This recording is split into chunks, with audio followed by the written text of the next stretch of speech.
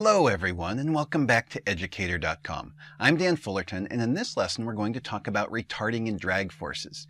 Yep, you've got it. We're actually going to get to air resistance.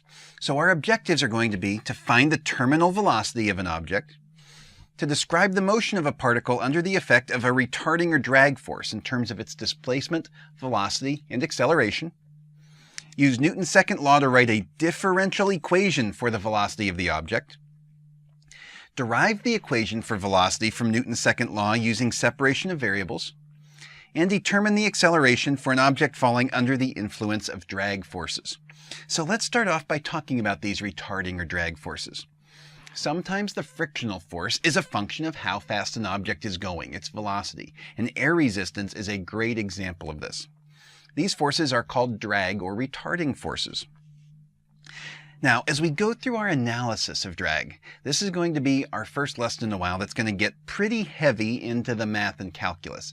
Probably seeing some things, if you're taking calculus concurrently, where you're seeing it in physics before you might in calculus. That's okay, it's not uncommon. Do your best to stick with it, and then come back to this lesson later on once you're a little bit more solid on the calculus and some of the integration we're going to be doing. So that's not uncommon at all. If you leave this lesson a little fuzzy, that's okay.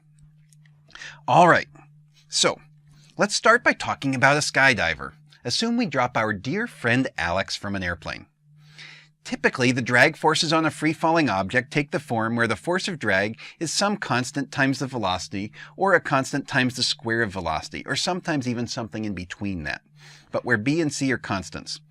For the purposes of this problem, let's assume that the drag force is equal to a constant times the velocity. So let's draw a free body diagram for our dear friend Alex, who we're about to push from an airplane. We have the weight of Alex pulling him down and the drag force back up. And we'll call down the positive y direction since that's the way Alex is going to start his motion and finish his motion. So as I analyze this, the net force in the y direction, using Newton's second law, is going to be mg minus the drag force.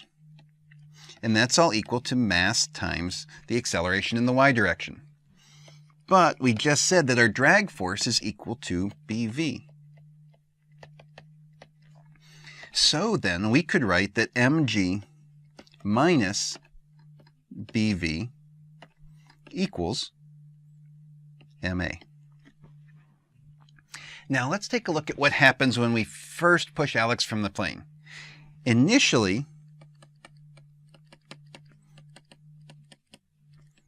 at time t equals 0, Alex's velocity is 0. Therefore, the drag force is 0, mg equals ma, and a is just equal to g. The acceleration is equal to the acceleration due to gravity. So therefore, we can write at that point, acceleration is equal to g. Now, as t increases, as we head toward infinity, eventually, Alex reaches a maximum or terminal velocity.